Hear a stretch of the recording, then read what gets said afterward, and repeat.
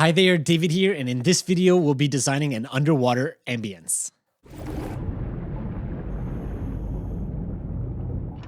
A hydrophone is a specialized microphone that can be submerged underwater to capture and record underwater sounds. You may think that you need one of these hydrophones to capture and create underwater ambiences, but in fact you don't, and I'll show you how in this video. Now we will need some water recordings, and for our ambience I'll be using actually two different kinds of recordings. One will be of me pouring water into a little container, and the second will be of different water bubbles. All right, before we actually get into our project to build out this ambience, if you're new here, I have a little gift for you. It is my 5 layering technique guide. It's a guide of different layering techniques that you can use to create better sound effects. If you want to grab it, it'll be free. Links will be in the description. All right, let's get into our project and start designing. All right, so here we are inside of Reaper. I'm just going to play you the ambience so we have an idea of what we're listening to here, and then we'll break it down.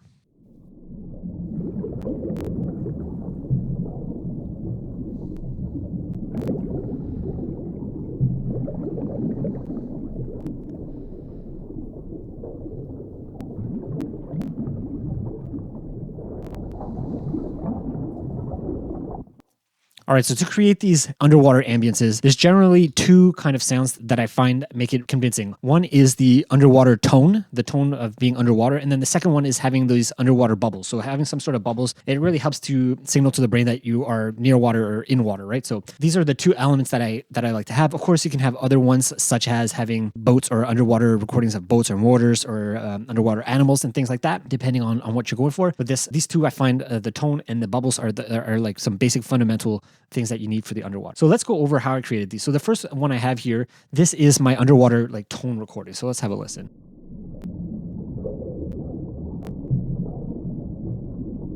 All right, so let's go over how I created these. I'm going to take off all of these plugins here and let's just jump right in. So the first thing I did is I loaded a sample into Faceplant here. And the sample that I use, like I said before, is my pouring water sample. It sounds like this.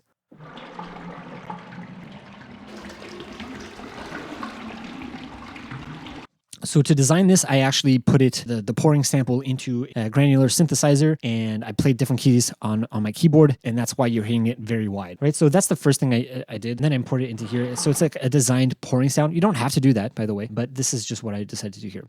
And the first thing I did once I had this sound is play it really pitched down on my keyboard. So if I play it down 3 octaves, so I'm going to play it down 3 octaves, it's going to sound like this.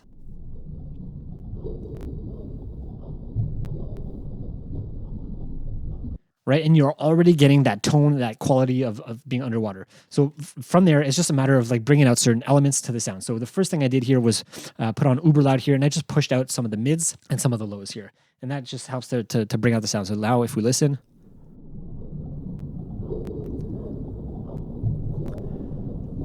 Right? It just sounds a lot more present. Next, I added an EQ. And here, this is just to cut out a lot of the highs just because we don't need those, and then just to tame a little bit of the lows here. So now it sounds like this.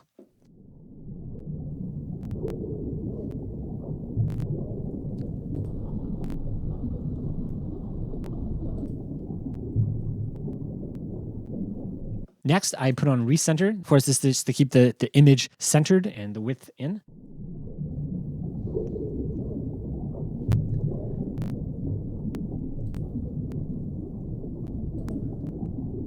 And that's pretty much it. The final one here is track spacer, and this is just to prevent any masking with our second sample. So let's jump into that one now. Now that we've had all these layers in, let's listen to our bubble layer here. So the way I created that, same thing as before, I had my bubbles. If you have a file with just like you blowing bubbles through a straw or however you want to create these bubbles, you can just put it straight into here. What I did is I designed these bubble sounds. I put it through a granular synthesis, and then I just played it across my keyboard so I get a whole bunch of different bubble sounds, and they sound like this.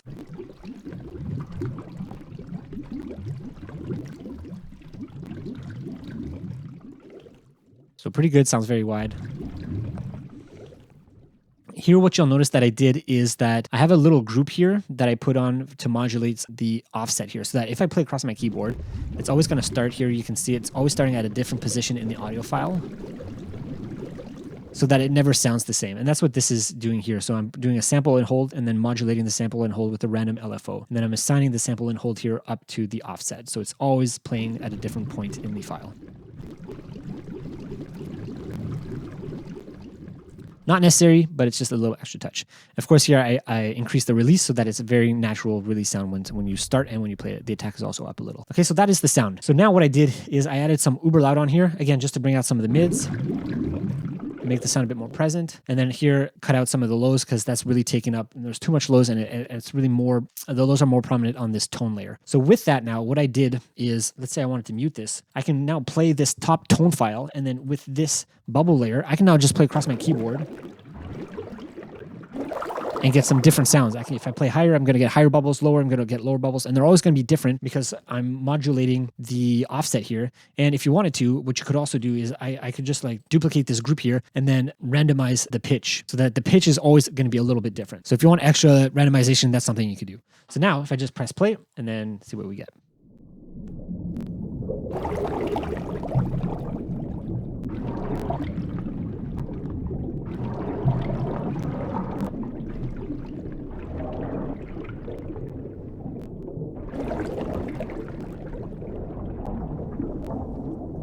Right, and depending on if you want a lot of bubbles or not, you can play around with that and change it up as you wish. And that's it. Once we have that in place, now we have our bubbles, we have our tone. If we want to add any kind of miscellaneous effects, we can do that. And then we have our underwater ambience.